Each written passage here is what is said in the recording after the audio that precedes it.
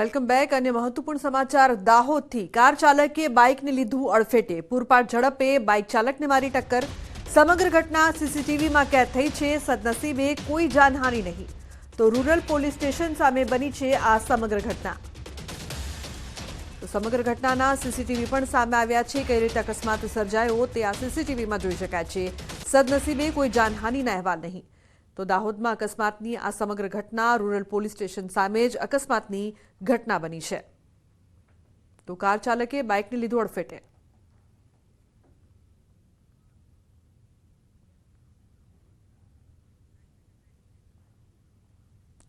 અન્ય સમાચાર અમરેલીથી. પાયલ ગોટીના આક્ષેપ મામલે તપાસ. પોલીસ પર ગંભીર આરોપને લઈને તપાસના આદેશ. પાયલ ગોટી દ્વારા લગાવવામાં આવ્યા છે ગંભીર આક્ષેપો. માર મારવાના પોલીસ પર મુકાયા હતા આક્ષેપ. તપાસ માટે ટીમની રચના કરવામાં આવી. પાયલ ગોટી દ્વારા લગાવવામાં આવેલ આક્ષેપો અંગે તટસ્થ તપાસ કરવા કમિટીની રચના કરવામાં આવી છે. અમરેલી ડીવાયએસપી અશોકસિંહ ગોહિલ અને પીઆઈ તેમજ પીએસઆઈનો તપાસ ટીમમાં સમાવેશ.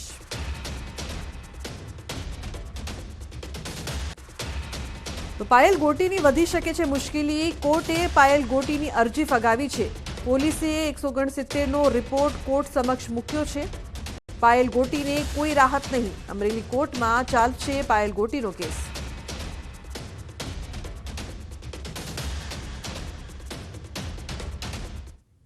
અન્ય સમાચાર અમરેલીથી. કૌશિક વેકરિયાને બદનામ કરવાનો કેસ. જશવંતગઢના સરપંચની હવે વધી શકે છે મુશ્કેલી. અશોક માંગરોડિયાની વધી શકે છે મુશ્કેલી. ડીડીઓએ ફટકારી કારણદર્શક નોટિસ. અશોક માંગરોડિયા હાલ જેલમાં છે. સરપંચ પદેથી માંગરોડિયા થઈ શકે છે સસ્પેન્ડ.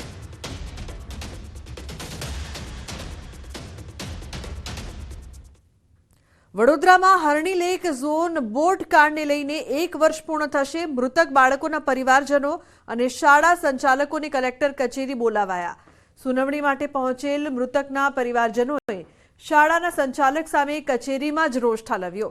શાળા સંચાલકોને વળતર મામલે પૂછતા ઉદ્ધતાઈ ભર્યો જવાબ આપ્યો. કહ્યું પીડિતોને વળતર આપવું કે નહીં તેનો જવાબ હાઈકોર્ટમાં આપીશું.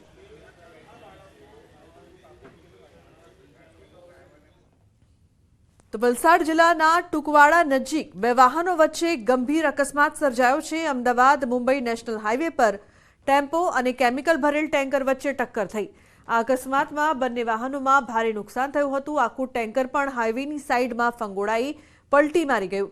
આ ઘટનામાં બંને વાહન ચાલકો ઇજાગ્રસ્ત થયા છે. બનાવની વિગત મુજબ ટુકવાડા નજીક એક આઈસર ટેમ્પો અને કેમિકલ ભરેલ ટેન્કર વચ્ચે જોરદાર ટક્કર થઈ હતી. આ કારણે ટેમ્પોનો આગળનો ભાગનો કચ્ચરઘાણ વળી ગયો હતો. તો કેમિકલ ભરેલું ટેન્કર પલટી મારી અને રોડની સાઈડમાં ફંગોળાઈ ગયું. જોકે ટેન્કરમાં ભરેલું કેમિકલ કોઈ જ્વલનશીલ કે હાનિકારક નહીં હોવાથી એક મોટી દુર્ઘટના ટળી હતી. બનાવ બાદ પોલીસ સ્થળ પર પહોંચી હતી અને ઇજાગ્રસ્ત ડ્રાઈવરોને સારવાર માટે હોસ્પિટલ ખસેડાયા હતા. લકી ડ્રોનો મહાઠગ પોલીસ સકંજામાં. આરોપી અશોક માળીની પોલીસે કરી અટકાયત. બાતમીના આધારે અશોક માળીની અટકાયત કરવામાં આવી છે. પોલીસે અન્ય 2 આરોપીઓની પણ અટકાયત કરી છે. ઇનામી છેતરપિંડી હેઠળ ગુનો દાખલ થયો હતો.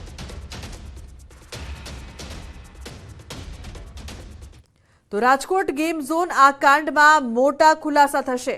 સાગઠિયાના સાથીદારોના નામ ખુલી શકે છે. સાગઠિયાની મિલકતોની ઈડી કરશે તપાસ. ઈડીના અધિકારીઓને 2 દિવસની કોર્ટની મંજૂરી.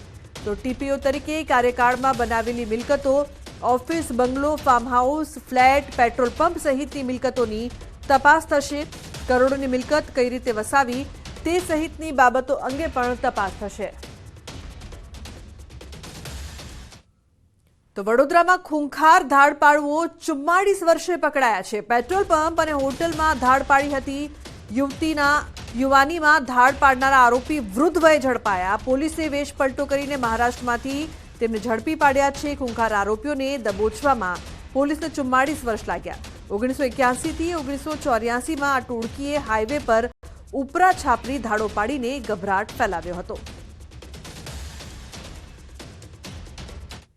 તો બનાસકાંઠા જિલ્લામાં ફૂડના સેમ્પલ ફેલ જતા ફૂડ વિભાગે કાર્યવાહી કરી છે. ફૂડ એન્ડ ડ્રગ્સ વિભાગે લીધેલા સેમ્પલ ફેલ જતા 10 જેટલી પેઢીને 26 લાખ રૂપિયાનો દંડ ફટકારવામાં આવ્યો.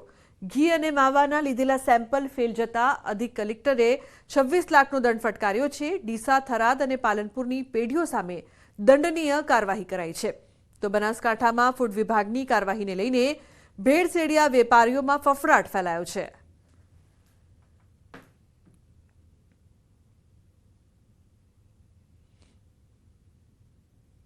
અમદાવાદના એસજી હાઈવેની થશે કાયાપલટ. જી હા, એસજી હાઈવે પર ગ્રીન કોરિડોર તૈયાર થશે.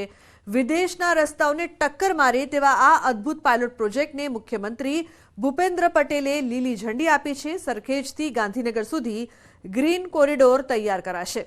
અંદાજે 40 કિલોમીટરનો અર્બન ગ્રીન કોરિડોર બનાવાશે. મહત્વનું છે કે ગ્રીન કોરિડોરની પ્રપોઝલ તૈયાર કરાઈ, જેમાં પ્રથમ ફેઝમાં 2 કિલોમીટરનો પાયલટ પ્રોજેક્ટ હાથ ધરાશે. પકવાન 4 રસ્તાથી ઇસ્કોન 4 રસ્તા સુધી કાયાપલટ પ્રોજેક્ટ શરૂ કરાયો છે. મહત્વનું છે કે સર્વિસ રોડની ડિઝાઇનને આખરી ઓપ એએમસી આપ્યો છે, જેમાં service road, cycle track, health track, parking, jogging track વગેરે તૈયાર થશે. સર્વિસ રોડમાં ગાર્ડન સાથે વિવિધ સ્કલ્પચર પણ ઊભા કરાશે. રેસ્ટોરન્ટ માટે અલગ અલગ ઝોન અપાશે, જેમાં South Indian, North Indian, Kathiyawadi food અપાશે. અમદાવાદના એસજી હાઈવેની કાયાપલટ થશે. જી હા, કાયાપલટ એટલા માટે થવા જઈ રહી છે કે જે રીતે અમદાવાદ શહેરનો વિકાસ થઈ રહ્યો છે, અમદાવાદ શહેર હેરિટેજ શહેર બની ગયું છે, અમદાવાદ શહેર સ્માર્ટ સિટી બની ગયું છે, ત્યારે અમદાવાદ શહેરની અંદર જે મધ્યમાંથી પસાર થતો જે એસજી હાઈવે છે, જે 24 કલાક ધમધમતો હોય છે, પરંતુ આ હાઈવે હવે તેની નવી કાયાપલટ તરફ આગળ વધી રહ્યો છે. મહાનગરપાલિકા અને રાજ્ય સરકારના સહયોગથી આખો જે એસજી હાઈવે છે, સરખેજથી ગાંધીનગર અક્ષરધામ સુધીનો 40 કિલોમીટર લાંબો આ જે રૂટ છે તેની કાયાપલટ એ થવા જઈ રહી છે. એ પણ ગ્રીન કોરિડોર. આ જી હા, ગ્રીન કોરિડોર બનવા જઈ રહ્યો છે સરખેજથી ગાંધીનગર સુધી. અને આ ગ્રીન કોરિડોરની અંદર માનવામાં આવી રહ્યું છે કે જોગિંગ પાર્ક હશે, રેસ્ટોરન્ટ અલગ અલગ ઝોનમાં બનાવવામાં આવશે. સાઉથ ઇન્ડિયન, નોર્થ ઇન્ડિયન એ સર્વિસ રોડ પર જોવા મળશે. તો સાથે સાયકલિંગ, ટ્રેકિંગ હોય, અલગ અલગ ઝોનમાં લાઇટિંગ ઊભા કરવામાં આવશે. અને 5 સ્ટેપમાં આખો જે એસજી હાઈવે જે છે તેને ડેવલપ કરવામાં આવશે. તેના જ ભાગરૂપે એક પાયલટ પ્રોજેક્ટ રાજ્યના મુખ્યમંત્રીએ જે મંજૂર કર્યો છે તે છે પકવાન 4 રસ્તાથી ઇસ્કોન 4 રસ્તા સુધીનો જે રોડ છે તે પાયલટ પ્રોજેક્ટ તરીકે તેનો જે કામગીરી છે તેની પ્રારંભ કરી દેવામાં આવી છે. અને તેની અંદર જે કાયાપલટ થશે તેની અંદર ગાર્ડનિંગ હશે, લાઇટિંગ ઝોન હશે, બેસવા માટેની વ્યવસ્થા હશે, અલગ અલગ સ્ટ્રક્ચર ઊભા કરવામાં આવશે, તેની અંદર સ્કલ્પચર ઊભા કરવામાં આવશે. કેમેરામેન શાહ સાથે પ્રણવ પટેલ, ન્યૂઝ 18 અમદાવાદ. તો બુલેટિનમાં હાલ બસ આટલું જ. તમામ મહત્વપૂર્ણ સમાચાર માટે આપ જોતા રહો ન્યૂઝ 18 ગુજરાતી. નમસ્કાર.